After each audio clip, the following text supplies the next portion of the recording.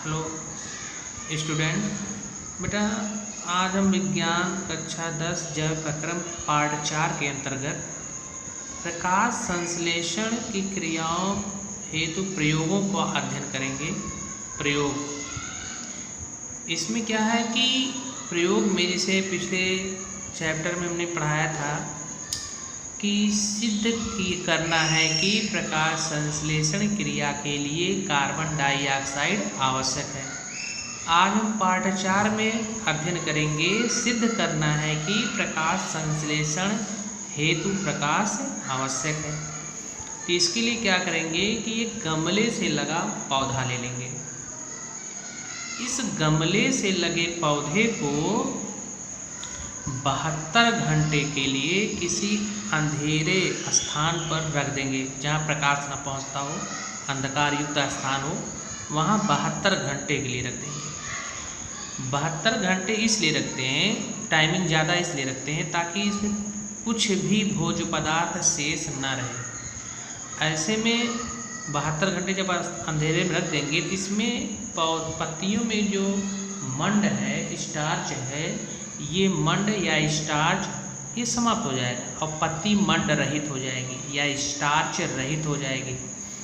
तो जब इस प्रकार से 72 घंटे बीत जाएं, तब 72 घंटे बाद जब ये मंड रहित हो जाए, तब इसी पौधे के किसी एक पत्ती के ऊपर और नीचे बीच में काला कागज़ लगा करके क्लिप से इसको लगा देते हैं। क्लिप की सहायता से काला कागज़ ऊपर नीचे पत्ती के ऊपर पत्ती के नीचे लगा देते हैं। अब इसके बाद पत्ती पर काला कागज़ लगे हुए पौधे को, पूरे इस उपकरण को धूप में कितने घंटे के लिए? 4 से 5 घंटा, 4 से 5 घंटे के लिए धूप में रख देते हैं। तो जब इसको 4 से 5 घंटे धूप में रख देंगे तो फिर इसमें भोज्य पदार्थ बनने लगेगा। लेकिन अब हमको अध्ययन करना है कि कहाँ बन रहा है, क्योंकि प्रयोग तो हम यही कर रहे हैं, प्रकाश संश्लेषण क्रिया के लिए प्रकाश आवश्यक है। तो इसका मतलब है कि प्रकाश आवश्यक है तभी इसमें भोज्य पदार्थ बनेगा, अदरवाइज नहीं बनेगा। इसके लिए हम क्या करते हैं, फिर जब 4-5 घंटे पूरे पौधे को, काला कागज़ लगे हुए पौधे को जब धूप में 4-5 घंटे रख लेते हैं, तो रखने के बाद इस पत्ती को अलग कर लेते हैं। तो जब इस पत्ती को अलग कर लेंगे, अलग करने के बाद ये काला पेपर क्लिप्स हटा देंगे, काला पेपर हटा देंगे। अब इस पत्ती का स्टार्च की उपस्थिति के लिए परीक्षण करते हैं। तो परीक्षण कैसे करेंगे? परीक्षण के लिए क्या होता है कि जो पत्ती है, जब पेपर हटा देंगे तो पत्ती जो होती है, ये पत्ती को हम एल्कोहल में क्या करते हैं, उबाल देते हैं। उबालने के बाद इसको फ्रेश वाटर से धुल देते हैं। धुलने के बाद इस पर पत्ती पर, पूरे पत्ती पर आयोडीन का घोल डालते हैं। तो आयोडीन का जब घोल डालते हैं तो अब यहाँ बीच का भाग जो था, यहाँ पे कागज़ लगा हुआ था, तो कागज़ की वजह से इसके अंदर प्रकाश पहुँच नहीं पा रहा था। बाहर इस साइड में प्रकाश पहुँचा, इस साइड में प्रकाश पहुँचा। तो इसका मतलब है कि इसमें मंड बना, इसमें मंड बना। कैसे हम पता लगाए? क्योंकि जब पत्ती को उबाले कागज़ हटा करके, फिर इसके बाद इसको धुले पानी से, और फिर जब इस पर आयोडीन का घोल डाले, तो आयोडीन के घोल के कारण ये भाग जो था, जो कागज़ के दोनों छोर पर है, ये छोर, इसका रंग जो होता है ये नीला या काला हो जाता है। नीला या काला, इसका भी रंग है नीला या काला, लेकिन ये वाला भूरा या पीला रह जाता है। तो जो नीला या काला हो रहा, किसके कारण हो रहा है?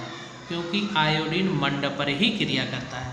इसका मतलब जो खुला भाग था, यहाँ पर मंड का निर्माण हुआ, लेकिन ये भाग जो कागज़ से ढका हुआ था, प्रकाश न पड़ने के कारण यहाँ पर मंड का निर्माण नहीं हुआ, इसलिए ये रंगहीन रहा, जबकि ये भाग नीला या काला हो गया।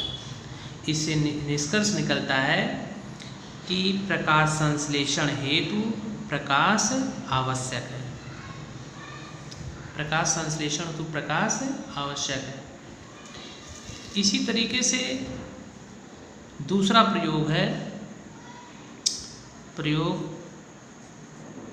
प्रयोग में क्या होता है कि एक जो होता है हम क्या लेते हैं, उसमें पूछा यह जाता है कि सिद्ध करना है कि प्रकाश संश्लेषण क्रिया में ऑक्सीजन गैस निकलती है।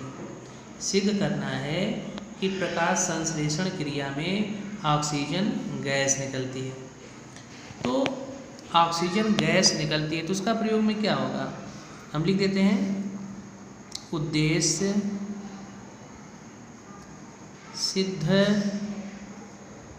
करना है कि प्रकाश संश्लेषण की क्रिया में O2 गैस निकलती है। इसका चित्र है, स्ट्रक्चर क्या है, एक हम बीकर ले लेते हैं,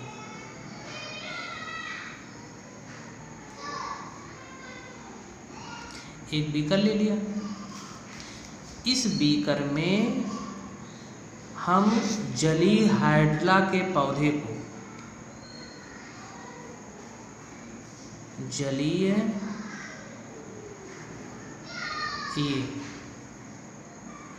जलीय हाइड्रा के पौधे को उल्टे कीप से ढक देते हैं। ये कीप है, ये हो गया बीकर, ये हो गया कीप, ये हो गया जलीय हाइड्रिला,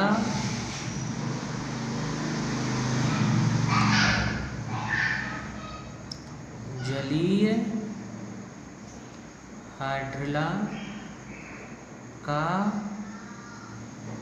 पौधा। अब इस उल्टे कीप वाले सिरे को उल्टा टेस्ट ट्यूब मतलब परख नली से ढक देते हैं। ये ढक दिया इसको। अब इस पूरे उपकरण को जल से भर देते हैं।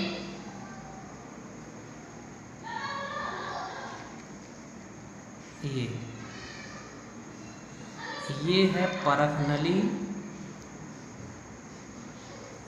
ये है जल।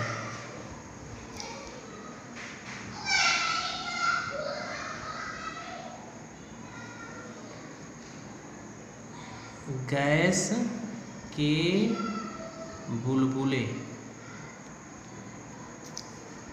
ये सनलाइट,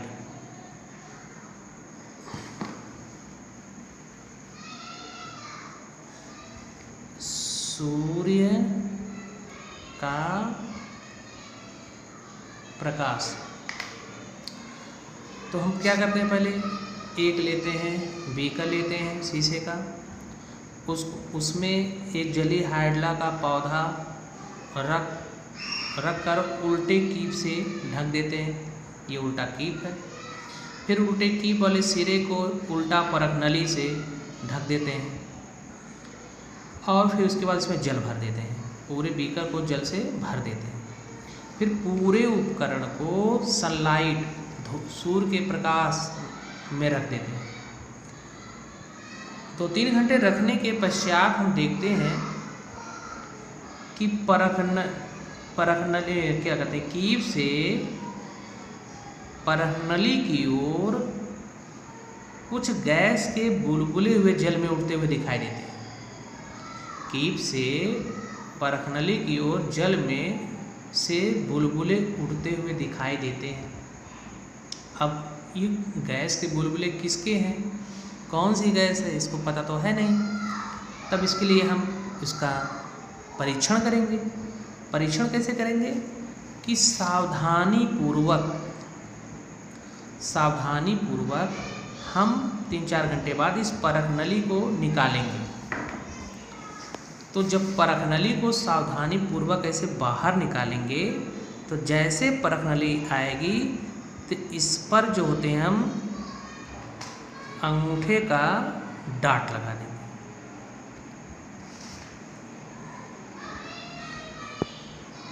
अंगूठे का डाट परखनली,